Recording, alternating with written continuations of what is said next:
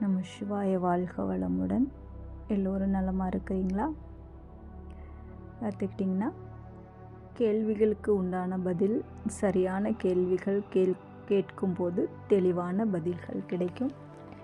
இப்போ சரியான கேள்வி கேட்டிருக்காங்க. அதாவது ஒரு சித்து நிலை இல்லை ஒரு ஒரு இறைநிலை அடைகிறவங்களுக்கு நிறையா அவங்களுக்கு கேள்விகள் மனசுக்குள்ளே இருக்கும். நம்ம போகிற பாதை சரியாக இருக்குமா அப்படிங்கிற ஒரு கேள்வியும் மனசுக்குள்ளே இருக்கும். அதற்காக இந்த கேள்விகள் கேட்கலாம் அப்படிங்கிற மாதிரி உங்களுக்கு ஒரு தகவல் கொடுத்துருக்கேன். இது அவர்களுக்கு மட்டும்தான். நம சிவாய. பார்த்துட்டிங்கன்னா, இப்போ நாம் எங்கு நம்மை அறிவது அப்படி என்று கேட்டிருக்கீங்க. அந்த தகவலுக்கு அழகான கேள்வி, சரியான கேள்வி. அதுக்கு என்ன பதில்னா, நாம் நம்மை எங்கு அறிவோங்கிற விஷயம் எப்படி புரிஞ்சு கொள்ளணும்னா, நம்ம பிறந்து வளர்ச்சி அடைஞ்சு, அதாவது நம்ம வாழ்க்கை பயணம் போய்கொண்டே இருக்கும்.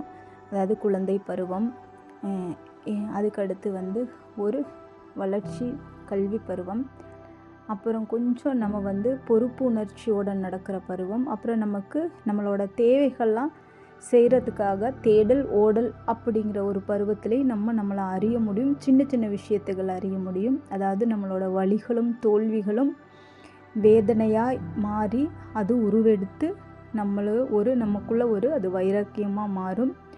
அப்பொழுது நாம் எந்த இலக்கை அடைய வேணுங்கிற அறிய முடியும். ஆனால் நாம் நம்மளை அறிய முடியுமான்னு கேட்டிங்கன்னா, நம்ம என்ன ஆசைப்படுறோம் அப்படிங்கிறது நமக்கே தெரியாது. இதுதான் இங்கே மிகப்பெரிய உண்மையான விஷயம். நான் எதற்கு வாழ்கிறேன், என்ன பண்ணுறேன், நம்மளோட தேவையை இந்த ஆசை நமக்கு கொடுத்தா நம் மனம் அடங்கி விடுமா, இந்த ஆசை கொடுத்தால் அடங்கி விடுமா, அப்படி என்று நம்ம ஒவ்வொரு ஆசைகளை பின்னாடி தேடி தேடி ஓடுவோம். அப்படி ஓடி ஒவ்வொரு ஆசையாக நமக்கு கொடுத்து கொண்டு இருக்கும்போது எதுக்குமே ஒரு ஆத்ம திருப்தி அடையாது. நம் மனம் முழுமையாக ஒரு ஆத்ம திருப்தி இருக்காது. அடுத்த விஷயத்தை நோக்கி போகும். இது மனிதனோட இயல்பு தான்.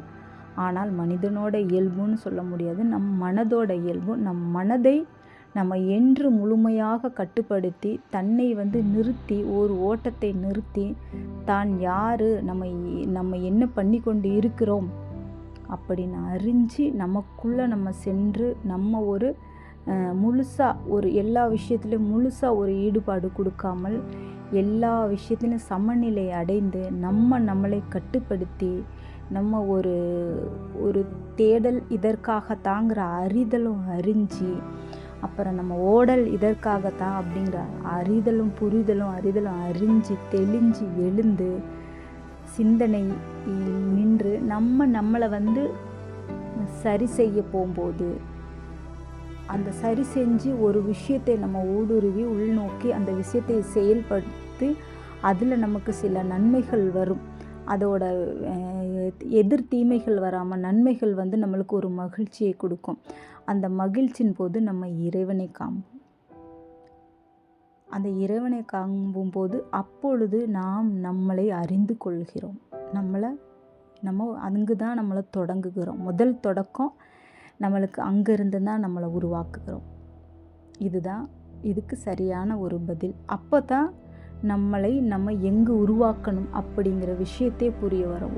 நம்ம சரியாக இருக்க போகும்போது, நமக்கு எல்லா விஷயமும் சரியாக நடக்க போகும்போது நமக்கு ஒரு மனதுக்குள்ள ஒரு மகிழ்ச்சியும் திருப்தியும் வருது. அப்போ நாம் இறைவனை காண்கிறோம். இது சரியான நிலை.